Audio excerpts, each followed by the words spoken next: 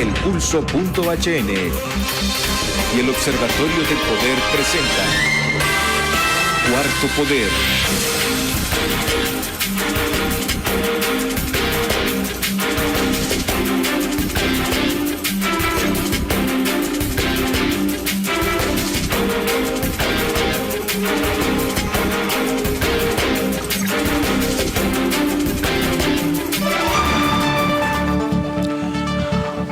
Hola, ¿qué tal? Es un placer estar nuevamente con ustedes ya hoy, 8 de enero de 2024. Bueno, iniciamos un poco movidito, Cuarto Poder de este lunes, porque ya en breve estaremos yendo a la sede del Legislativo. Allá se encuentra el cronista parlamentario por El Pulso y también por Cuarto Poder, Denis Aguilar, con quien vamos a conversar, también obtener algunas reacciones de diputados sobre la convocatoria que ya se supone que a las 7 de la noche, pero como es la hora hondureña, va iniciando tipo 9, 10 de la noche, entonces vamos a ver pues cuál es el ambiente, si al final van a llegar los diputados. Los del PCH dijeron que no, aunque ellos convocaron la comisión permanente, que nos entiende, el Partido Nacional se entiende de que no va a ir. Aquí el asunto es el Partido Liberal, pero antes que nada aquí está también don Carlos Paz, ya preparado. Muy buenas tardes, Brian. Amigas y amigos, sean bienvenidos a esta emisión de Cuarto Poder. Selvin Silva en los estudios de Globo TV Honduras, la compañera Ana Godoy en producción, compañero Ronald López en los estudios de Radio Globo. Les informamos que la tarde de ayer se llevó a cabo un evento muy bonito a instancia de la coordinadora de colectivos de Comayagüela, que dirige el compañero y que somos amigos Miguel Guerrero, en el Centro Comunal de la Santa Fe, pero que se utiliza para las dos colonias.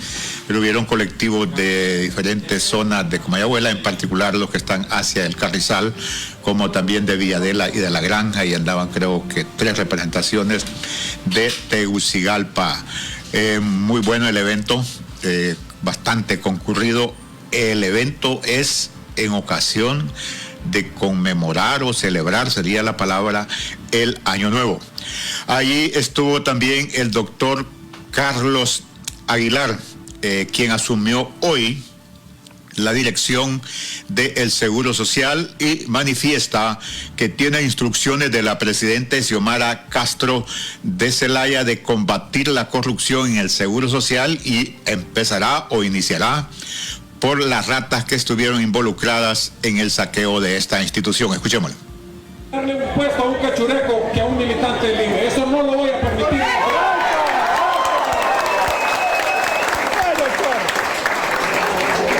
Tengo instrucciones precisas de la presidenta Xiomara Castro de combatir frontalmente la corrupción, y eso incluye correr a todas las ratas que saquearon.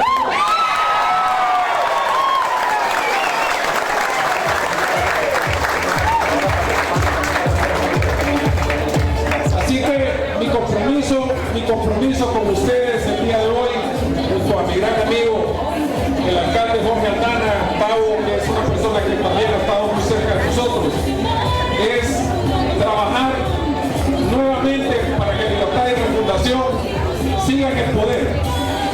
Segundo, para que le demos nuevamente nuestro voto en su segundo periodo al actual y próximo alcalde de Tegucigalpa.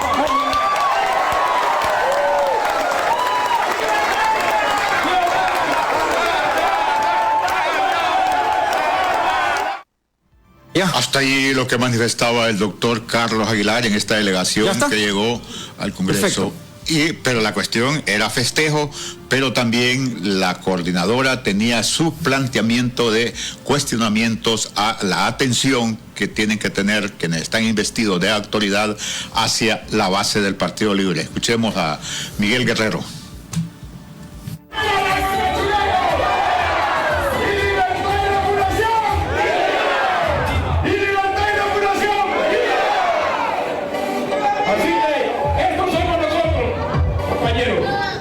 Aquí nosotros no andamos mendigando, y ustedes me conocen.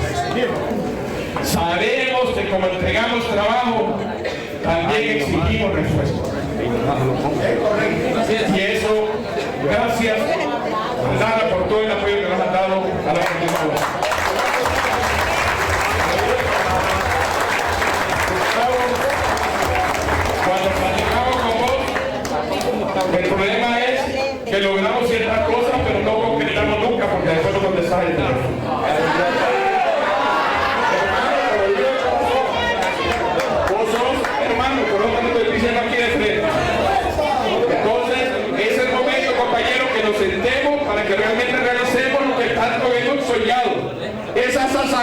territoriales, compañeros, se demuestre libertad y fecundación con esas asambleas territoriales apoyados desde la alcaldía y desde el gobierno central para que los barrios y colonias tengan respuesta. Eso es lo que necesitamos. Demandando de ser escuchados por parte de Miguel Guerrero, que es el coordinadora de Comayagüela, los colectivos, y que tengan respuesta. ¿Cómo no? Tienen el teléfono, pero no les contesta. Continuamos, Flores, con lo que manifestaba el señor alcalde del Distrito Central, que también ahí estuvo presente, Jorge Aldana. Nueva historia de Honduras, derrotando una narcodictadura. ¿Saben ustedes lo que ustedes van a poder contarle a sus hijos, a sus nietos? Sí.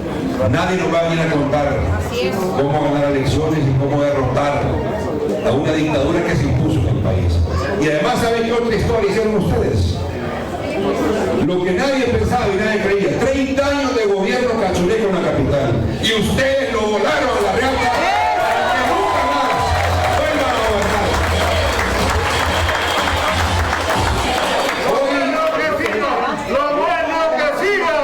Hoy estamos muy contentos de compartir el inicio del 2024. Decía un viejo amigo de otro partido, el profesor el profesor Pineda Ponce, decía: gobernar es cosa seria. Y de verdad que gobernar es cosa seria. ¿Saben por qué? Desde el momento que usted entra a un puesto de dirección, de liderazgo, de toma de decisiones que impactan en la vida de la gente, desde ahí usted es puesto a todo.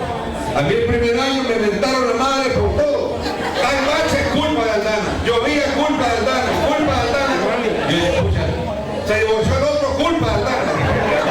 Se volvió a casar, culpa de Aldana. El votado es culpa de Aldana.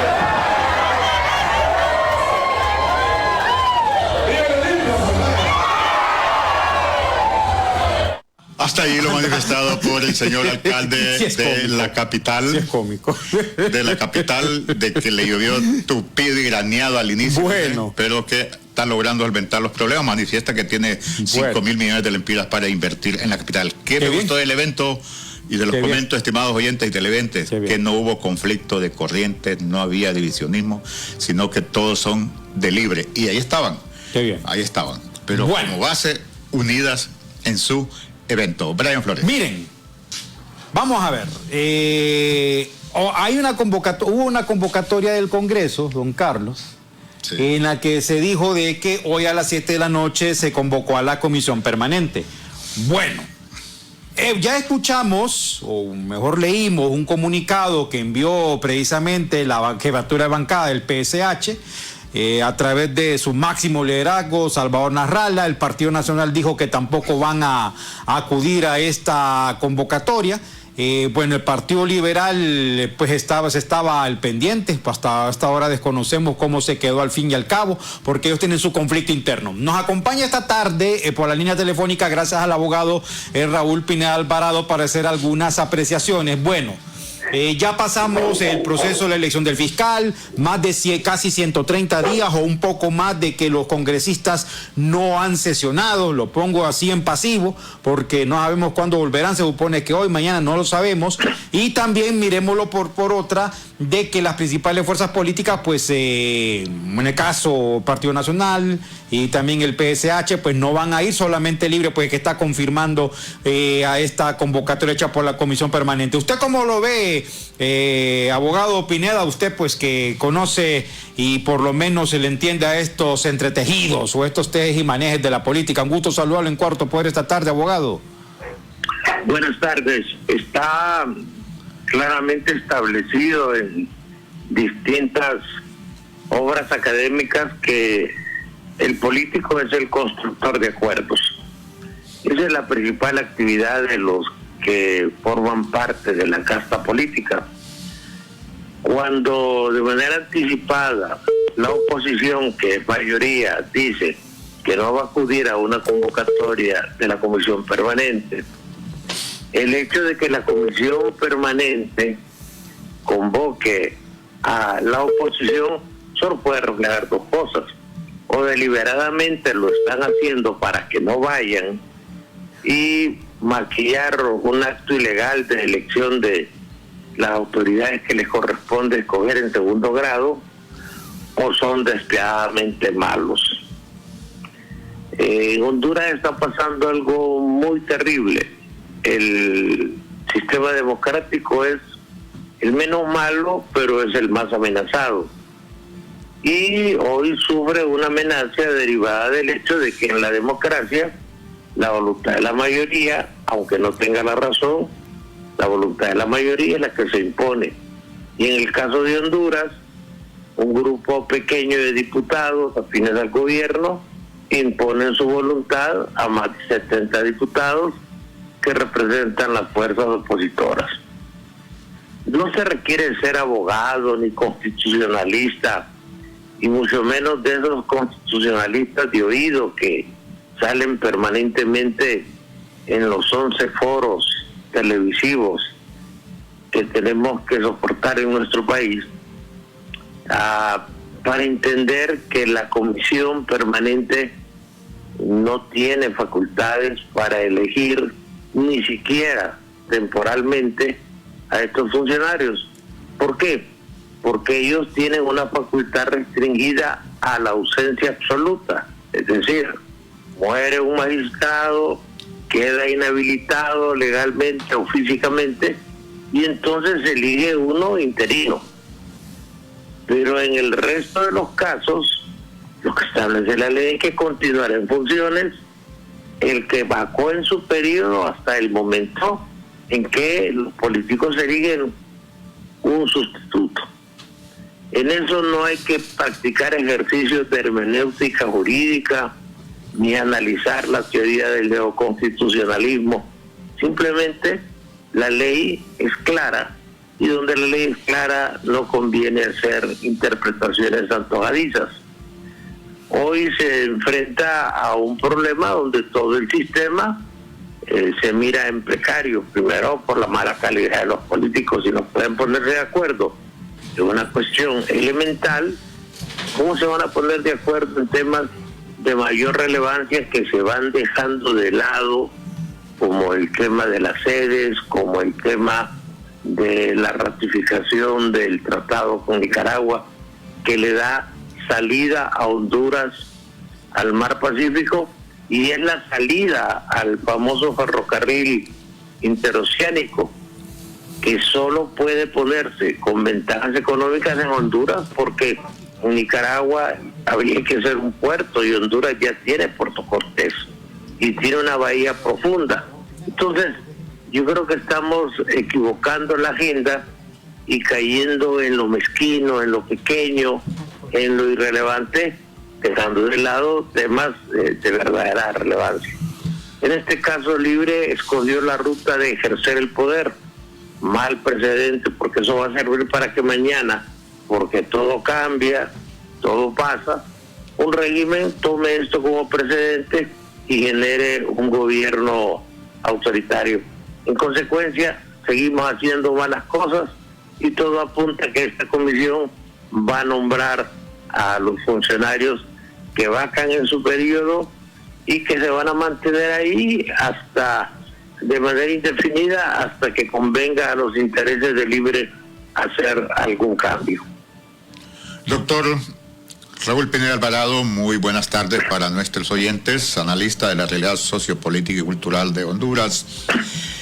Yo no entiendo, o me estoy volviendo tonto, pero también la oposición vio que iba transcurriendo el tiempo, que no se lograban los acuerdos. ¿Por qué la reacción tardía en desarrollar una reunión paralela para la exigencia?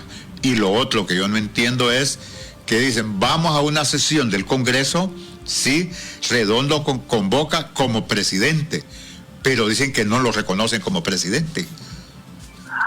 Bueno, dicen que por la boca muere el pez. Recuerde usted que el jefe de la bancada del Partido Nacional dijo que bajo ningún concepto iban a permitir un fiscal general que perteneciese a Libertad y Refundación. Y se queda muy mal en política cuando se afirma algo con mucha contundencia, con mucho fervor, y después las cosas salen al revés. Por eso hay que recomendarle prudencia a los líderes de la oposición al momento de hacer este tipo de declaraciones. En Libre las cosas están muy claras. El Estado de Derecho lo echan al cesto de la basura, la ley la hacen a un lado y ellos van a imponer su voluntad por la vía del ejercicio del poder. Bajo ese esquema, usted lo que tiene es una institucionalidad debilitada que al final afecta a toda la población. Yo creo que el Congreso debería modificar su agenda, que la oposición debería dedicarse a buscar el poder en las próximas elecciones y no esperar las obras que se caen de la mesa o negociaciones que al final no les sirven políticamente para nada, porque un miembro del Tribunal Superior de Cuentas dentro de 3 no les va a resolver los problemas que ellos tienen, de la misma manera que un director de fiscales tampoco les va a resolver los problemas que tienen que ver con los delitos que hubieran cometido, porque estas oficinas, estas dependencias del Ministerio Público, estos temas los maneja una oficina especializada que es lo que entra en UFERCO y que no tiene que pedirle permiso al fiscal general ni tiene que pedirle permiso al director de fiscales, simplemente tiene que actuar. Lamentablemente en Honduras no se quiere combatir la corrupción en forma y ahí usted ve que los líderes de la corrupción del gobierno anterior están muy tranquilos en Nicaragua. Abogado. Sí, nos da permiso, tenemos otra intervención, pero yo tengo otras consultas que tienen que ver con la República. Y bueno, por acá estamos desde la sede legislativo, está Denise Aguilar, al habla con el vicepresidente del Congreso, Russell Tomé. Bueno, Denise, ¿qué es lo que está pasando en este momento en el Congreso? ¿Al final van a atender la convocatoria a los diputados de oposición? ¿Qué se sabe hasta el momento? Vea que usted está al habla con el vicepresidente del Congreso, con Russell Tomé. Denise. Buenas tardes, Brian Flores, Carlos Paz y a nuestro invitado allá en cabina. Pues aquí estamos en el Congreso, en el vicepresidente del Congreso Nacional. Quiero decirle primeramente, Brian, que aquí son pocos los diputados los que han ingresado al hemiciclo legislativo. Sin embargo, el que ha estado aquí desde tempranas horas trabajando, haciendo agenda, con reuniones con distintos personajes, es el vicepresidente del Congreso Nacional, el abogado Russell Tomé. Estamos a hablar con él. Si la oposición, abogado, política no llega a la mesa de diálogo ¿qué determinación puede tomar la comisión permanente? Muy buenas tardes, un saludo a toda la audiencia de Cuarto Poder, Carlos Paz, Brian y a el abogado Raúl Pineda, que está allá en estudio. Primero, decir que la comisión permanente es un órgano constitucional, que los constituyentes lo dejaron ahí en la Constitución, que en los periodos extraordinarios que van desde el 1 de noviembre hasta el 24 de enero de cada año, somos los que estamos con las atribuciones de dirigir el Congreso. Somos 9 miembros propietarios y 9 miembros suplentes. Se nombran del seno de la Junta Directiva, como dice la propia Constitución. Le integramos con el presidente del Congreso, vicepresidente y secretarios, y armamos la comisión permanente. Hoy tenemos una convocatoria a las 7 de la noche de cara a lo que es construir una agenda concertada, consensuada con las bancadas del Partido Liberal, Partido Nacional, Partido Salvador de Honduras. Esto puede posibilitar que antes del 24 de enero aprobemos la ley de presupuesto del 2024, aprobemos y logremos construir los acuerdos para los nombramientos de cargos de elección de segundo grado, que leyes de la Constitución. ¿Cuáles son estos? Tribunal de Justicia Electoral, Tribunal Superior de Cuentas, Unidad de Política Limpia, Instituto de Acceso a Información Pública. Creo que estos son los cargos que están vacantes y que se necesita concertarlos para nombrar. La bancada del Partido Nacional y el Partido Liberal, tuvimos reunión con ellos antes del 24 de diciembre y nos manifestaron que en enero ellos vendrían con la apertura de que pudiéramos llegar a acuerdos y sesionar. Yo creo que ya es totalmente desatinado esos comentarios de que la Junta Directiva es ilegal, que la Comisión Permanente no está dentro de la Constitución, o sea, un montón de argumentaciones sin sentido y sin fundamento y sin que estén a tono a la realidad. La realidad es que ya estamos en enero de 2024, hoy es 8 de enero, nosotros establecimos con ellos un plazo de que para el 8 de enero nos reunimos y si no, del 10 de enero en adelante vamos a tener que hacer sesiones como comisión permanente y con acuerdos, como lo dice la Constitución, ir sacando los temas que están pendientes de la agenda legislativa. Yo espero realmente que los partidos, en este caso Partido Salvador de Honduras, Partido Nacional y el Partido Liberal, podamos alcanzar los acuerdos que nos permitan realizar una sesión del Pleno. A mí me gustaría, con toda la certeza, se lo digo ante el pueblo hondureño, que pudiéramos elegir a través del Pleno las autoridades, que pudiéramos aprobar los decretos y que pudiéramos seguir adelante en las sesiones del Congreso Nacional. No es nada agradable para un pueblo como el pueblo hondureño noble que tanto trabaja, que vea que como los diputados de algunos partidos, siguiendo órdenes de mafias de poder que están atrás de ellos, bloquean la agenda del desarrollo del país. Abogado, en un hipotético caso, en dado caso que no llegue a ningún consenso, un acuerdo en esta mesa de diálogo, ¿cuáles son los posibles escenarios que se pueden ver de ahora en adelante? Eso lo vamos a analizar hoy y en el comunicado que saquemos después de la sesión de la Comisión Permanente vamos a informar al pueblo cuáles podrían ser las decisiones que arribaríamos o podríamos tomar en sesión de Comisión Permanente. Yo todavía estoy con optimismo, esperando que se generen las condiciones de poder realizar una sesión de pleno. Mire, hay una posición que realmente ya no tiene ningún sentido.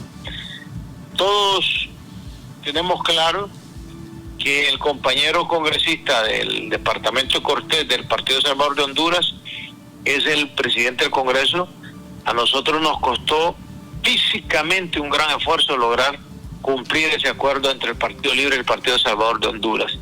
Y ese acuerdo demuestra que nosotros somos fieles a nuestro compromiso y a nuestras palabras.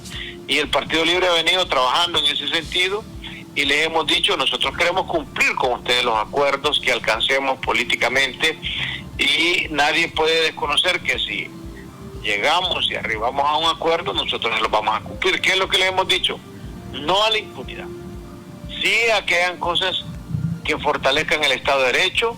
Por eso elegimos la Corte Suprema de Justicia y en ese sentido tuvimos que de forma patriótica y valiente, voy a decirlo, elegimos al fiscal general y al fiscal adjunto de manera interina.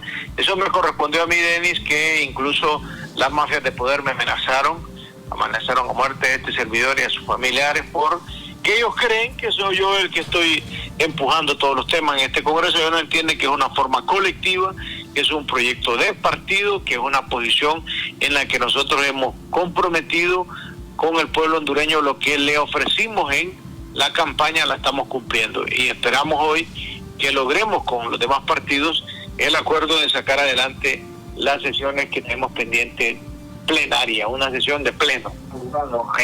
Bueno, en otro tema, ¿cómo se llama su nuevo movimiento? ¿De qué depende? Denis, con las disculpas, Denis. Bien. Bueno, Denis, ya vamos a volver brevemente con tenemos usted. una consulta para el abogado Tomé, que nos espera en línea, Denis. Abogado Raúl Pineda Alvarado, alrededor de lo manifestado por el abogado y diputado Russell Tomé, va mi interrogante. 2 siglos. ¿Por qué como hondureños los políticos no logramos construir el respeto a los fundamentos de la República? Bueno, es a veces contradictorio y es incómodo, y lo digo desde la óptica de quien ha pasado por eso, el tener que hacer coincidir las posiciones académicas, científicas, legales, con los intereses políticos. A veces hay que defender posiciones de carácter político en función de intereses, a veces buenos, a veces no tan buenos, pero históricamente esa ha sido la realidad de Honduras. Se hizo una elección en base a la opción B por la salud de la nación. Por eso alguien dice que la conveniencia política es la suprema ley y no la Constitución. Pero yo creo que tenemos que seguir avanzando en ese tema. Es un tema que en la nueva realidad geopolítica del continente no solamente es un tema doméstico, tiene que ver con la imagen del país, tiene que ver con la imagen de la presidenta, y habrá que ver si en la masa partidaria o en la masa popular estas acciones se miran con buenos ojos o si son objeto de rechazo y repudio.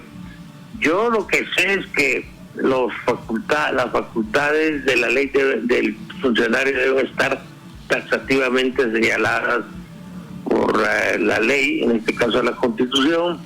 Es el llamado principio de reserva, donde el funcionario no puede hacer más que lo que dice la ley, mientras que los ciudadanos podemos hacer todo lo que la ley nos prohíbe. Y el tema delicado es de la mayoría. Antes había preocupación por respetar las mayorías, hoy ese es un tema que se soslaya y que no se toca. Es decir, la pregunta sencilla es: ¿por qué no se toma en cuenta la opinión de más de 70 diputados y se sacrifica esta opinión en base a un interés político que puede ser bueno o no? Eso le pone en precario la institucionalidad y se convierte en un precedente bastante negativo, porque no sabemos lo que puede pasar en los próximos 2 años y no queremos que con estos precedentes o con la manipulación que se pueda hacer a través de la Corte Suprema podamos poner en precario esa certeza jurídica, esa seguridad jurídica que demandan todos los que quieren trabajar e invertir en este país. Sí, Denis, bueno, usted le quería hacer una pregunta a don Carlos, al abogado Tomé. Gracias, diputado Russell Tomé Flores.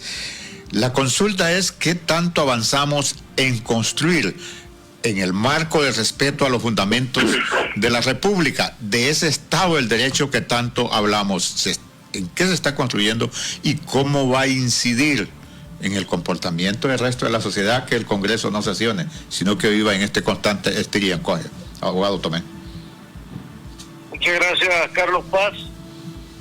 Bueno, es que los constituyentes dejaron establecidas las reglas muy claras.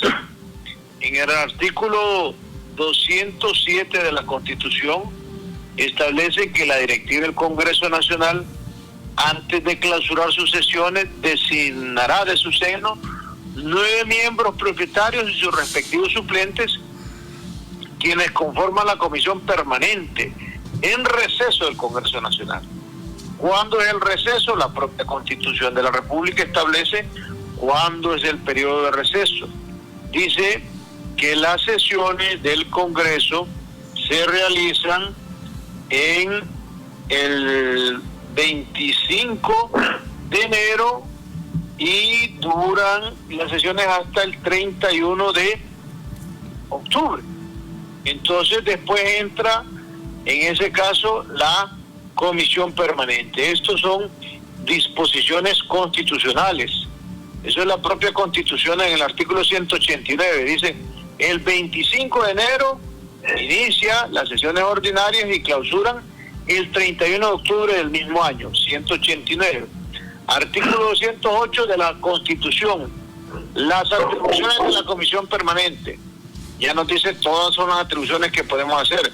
Entre ellas el numeral 208, numeral 11. Elegir interinamente, en caso de falta absoluta, los sustitutos de los funcionarios que deban ser designados por el Congreso Nacional. Así fue como elegimos entonces al fiscal general y al fiscal adjunto.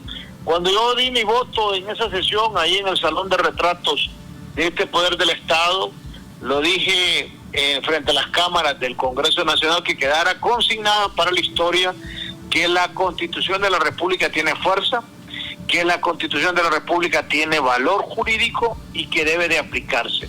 Eso es una norma constitucional.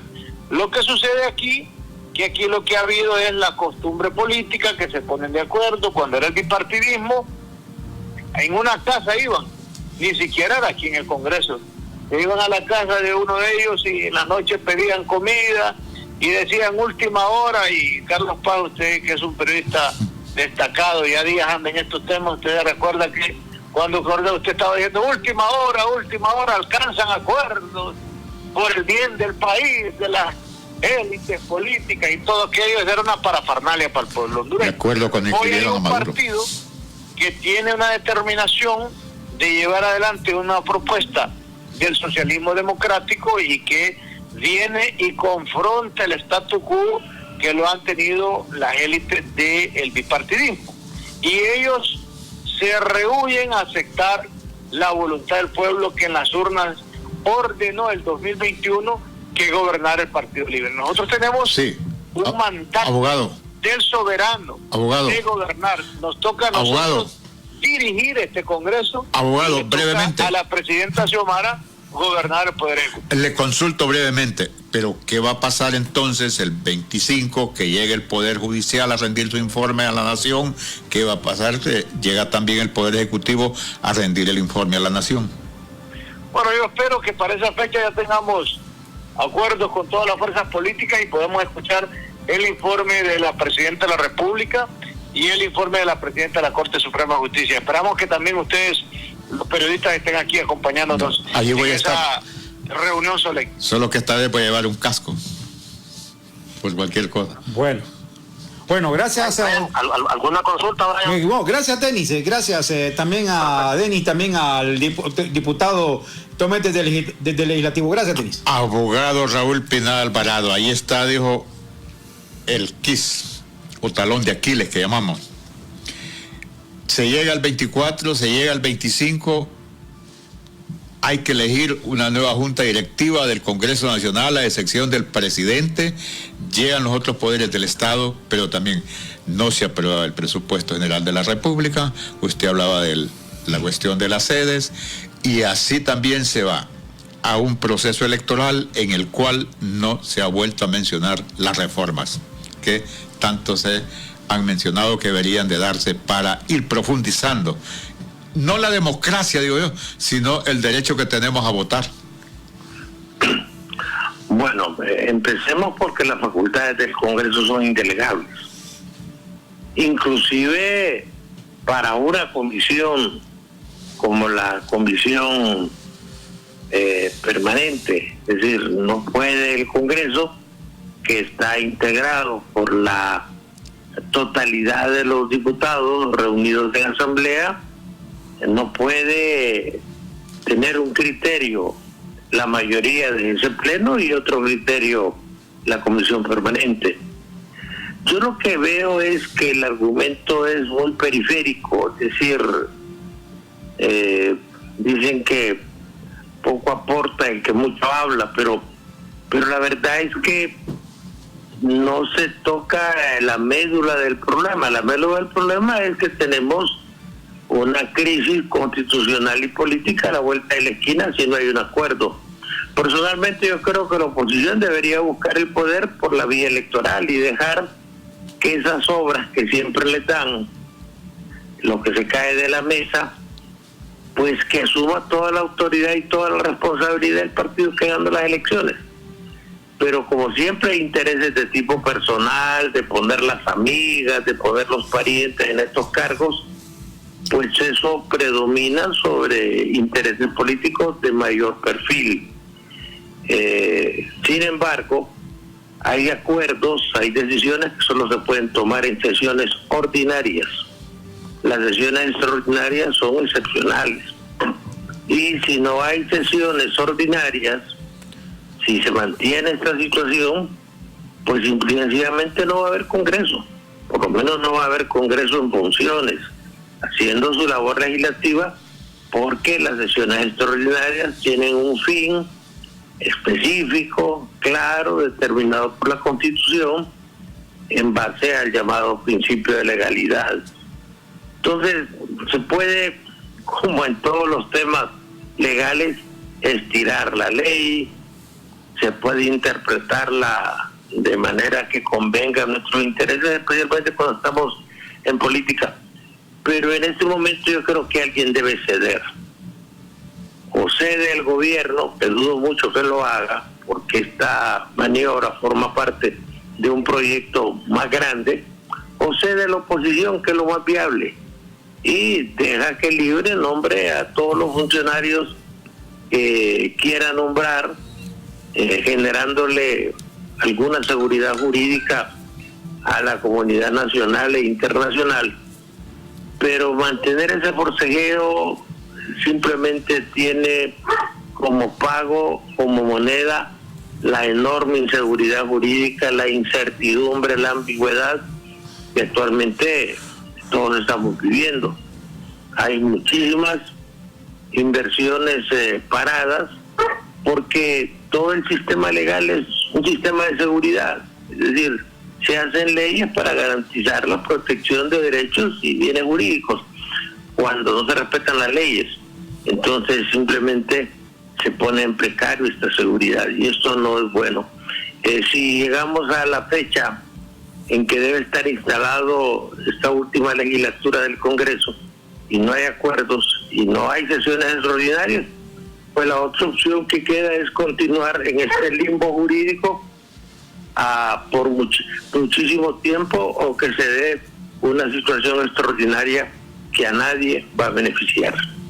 A ver si le entiendo. La oposición política dedicarse a su trabajo en la materia hacia las elecciones del 2025 y dejar que Libre haga nombramientos, pero si en las próximas elecciones no tienen también la mayoría para revertir decisiones que en este gobierno se tomen, quedan hules, como decimos, por lo menos, y para el resto. Mire, la verdad es que la coyuntura en que Libre llegó al poder es una coyuntura muy, muy especial. La oposición no está consciente de nuevas realidades que se están planteando a nivel de los que no tienen partido, de los que no conocen los líderes políticos. Se encuentra una gran masa. El que logre controlar esa masa crítica de gente que ya no cree en las elecciones, que no cree en la democracia, va a ganar las próximas elecciones. Hasta este momento la coyuntura favorece a Libre, ¿verdad? En eso no podemos dejar de ser objetivos. El problema es que una cosa es andar en la calle haciendo la protesta fervorosa y otra cosa es gobernar. Y el Congreso se está manejando de una manera verdaderamente incompetente. En lugar de procurar arreglos, que es la labor de los políticos, se genera confrontación. La oposición solo tiene un papel: primero exigirle al que ganó las elecciones que cumpla con sus promesas de campaña. Eso es lo primero que hay que hacer, y no veo que la oposición lo está haciendo, que esté reclamando del gobierno: usted prometió esto y no lo cumplió. Y luego hacer propuestas. Sin tampoco hacen propuestas, entonces se dan estas crisis peligrosas, no tienen precedentes, no tienen antecedentes, y simplemente aquí lo que salga no va a salir bueno, a menos que haya un acuerdo, que insisto, es la labor de los buenos políticos, lograr construir acuerdos. Ahora, abogado, ¿no cree usted, bueno, pudiera ser, quizás sí, quizás no, que en la oposición exista una ausencia de verdaderos liderazgos, de verdaderos negociadores, de personas que sepan conciliar por lo menos para alcanzar acuerdos? Por supuesto, lo que pasa es que la oposición tiene la idea que el trabajo de la oposición es oponerse a todo. Y yo ya le he definido cuál es su trabajo, es exigir que la parte que ganó las elecciones cumpla con lo que prometió, y no lo están haciendo. Y luego hay un gran debilitamiento estructural en el Partido Liberal y en el Partido Nacional.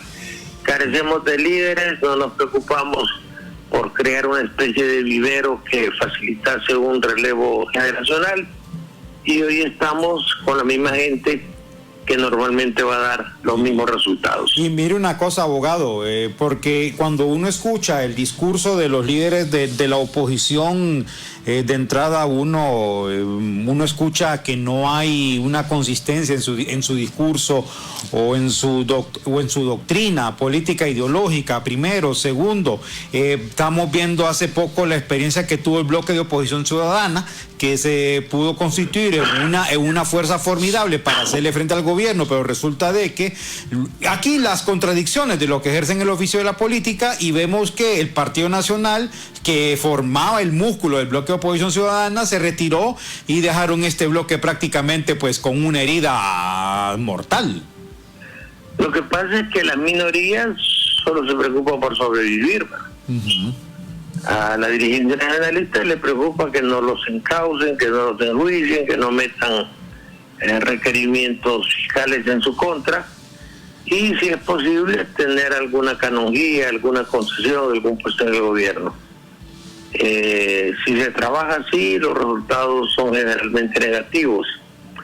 El Partido Liberal está perdiendo su gran oportunidad, porque es hasta físico que cuando dos fuerzas se confrontan, una tercera es la que se va a imponer, y no lo están haciendo. Pero habrá que pensar en la sensatez del pueblo hondureño y reconocer que en esta elección, que va a ser diferente, van a haber factores externos que van a hacer incidencia y que de repente pueden favorecer al sector oficialista o pueden favorecer al sector de oposición. El Vox surgió coyunturalmente.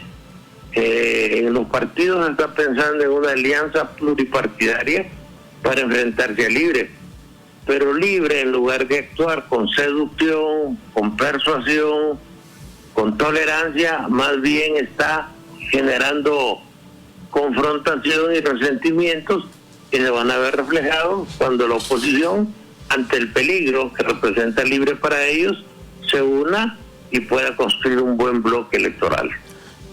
Ya el Partido Nacional dio a conocer que su candidato será el señor Juan Narrias Fura. Incluso se ha mencionado ahí, presentado una comisión de campaña. Siempre se mantendría esa posibilidad de que se construya esa gran coalición para hacerle oposición al Partido Libre. Yo no creo que Tito Fura vaya a ser candidato de nadie. Él tiene que empezar por resolver sus problemas legales y genera una coyuntura donde Libre tiene una gran ventaja. Libre va a decidir si Narrala es candidato o no. ¿Por qué? Porque el Congreso va a ser el que va a poner en agenda si le admite la renuncia o no va.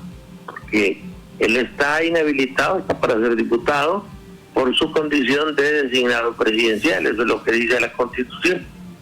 Y en el Partido Nacional, ellos controlan el Ministerio Público, y si reanudan el trámite de los requerimientos que originalmente pensaban proponer, hasta ahí nomás llegó esa candidatura.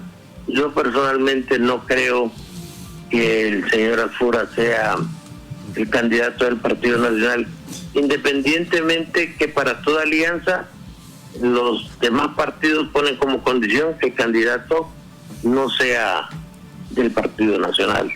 Sí. Ellos están reclamando que el candidato sea una persona que no esté vinculada muy estrechamente a los partidos tradicionales, y creo que lo están haciendo con inteligencia. Pero una cosa son las primarias, y después de las primarias y las internas vendrán los arreglos. Sí. Pero los arreglos debería tratar de obstaculizar los libres, pero con lo que está haciendo más bien está creando temores, resentimientos, que al final pueden hacer que se unan en su contra. Hay mucho que esperar, mucho que ver, todo está en la posibilidad de las eventualidades que se van a dar, pero el panorama no es favorable, ni claro, ni transparente para la democracia. Ahora, abogado, bueno, estamos a 2 años o menos de 2 años para que se celebre, 1 año, mejor dicho, para las primarias que deberá convocar allá por octubre el Consejo Nacional Electoral y las generales el último domingo de noviembre de 2025. Sabemos que hay mucho y un gran camino por recorrer. ¿Pero usted cree que hay condiciones en este momento como para que surja un outsider que en realidad le venga a hacer ese contrapeso a Libertad y Refundación ante lo que usted plantea, que tal vez Afura no termine siendo el candidato y que Narral esté bloqueado constitucionalmente? Mire, uno hace un candidato y simplemente pregunta cómo quiere ver la gente ese candidato. Ustedes pueden encontrar aquí candidatos como Mario Canaguati, Pedro Barquero, Julieta Gándal, Julieta Castellanos, que son gente presentable desde el punto de vista de la política electoral y que en 2 meses le tienen una candidatura montada. El gran problema es el problema económico. Usted en Honduras, un país miserable, puede gastar por ley hasta 500 millones de lempiras en una campaña. ¿Quién los tiene? Es difícil. Entonces hay que hacer reformas. Las reformas es a que los partidos de las mesas electorales reduzca el tiempo de las campañas, abarate las campañas y va a tener una democracia electoral mejor. Pero todo lo que se puede hacer en este momento es meramente especulativo porque no sabemos, no tenemos elementos de certeza que nos digan qué es lo que va a pasar. Sí, le puedo asegurar que se va a trabajar en una alianza pluripartidaria y que si la oposición actúa con inteligencia, Libre va a tener serios problemas para ganar las elecciones porque ha tenido un desgaste político bastante grande. Una cosa es tener poder y otra cosa es tener popularidad. Y la base de Libre está a poco más de 2 años de gobierno, muy resentida porque sus expectativas no han sido cumplidas y hay que reconocer que tampoco se le puede dar un trabajo a cada persona que dio un voto a favor del gobierno.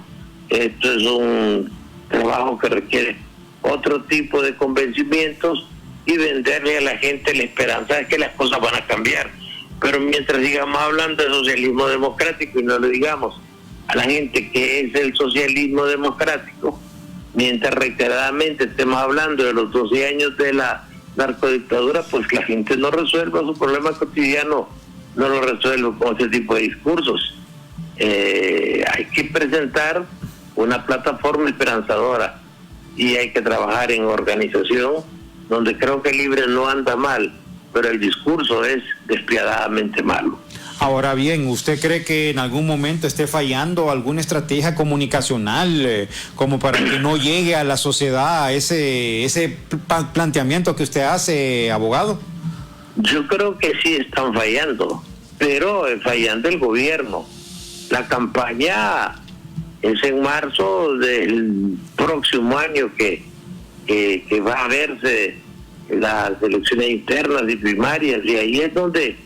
Pero hay errores, por ejemplo, ese lanzamiento prematuro de la abogada Moncada, que es una buena candidata, la somete a un desgaste y a un trabajo que realmente no conviene en ninguna campaña política, especialmente en un electorado que se envileció, donde toda la gente le dice a uno qué me trajo, qué me va a dar, qué me da.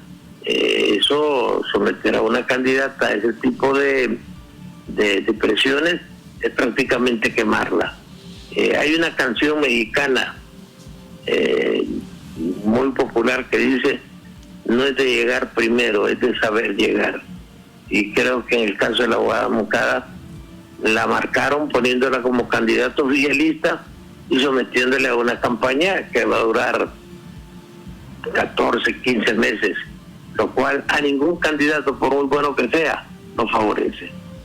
Abogado Raúl, le agradecemos mucho que siempre ha atendido, compartir. Feliz año, cuídese mucho. Igual. Gracias, abogado. De Cuarto Poder. Gracias por habernos atendido.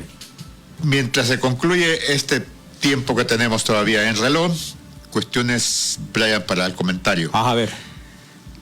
Para el abogado Raúl Pineda Alvarado, la oposición política, Partido Nacional, Partido Liberal, debería dedicarse a lo de ellos, ganar las elecciones, trabajar para ganar las elecciones el 2025 y darían una muestra que les interesa el país y dejar que Libre se rostice solo. Y lo otro, que el Partido Liberal debería ser esa tercería para ganar las elecciones, pero no está haciendo nada para ello. ¿Por qué? Es la interrogante.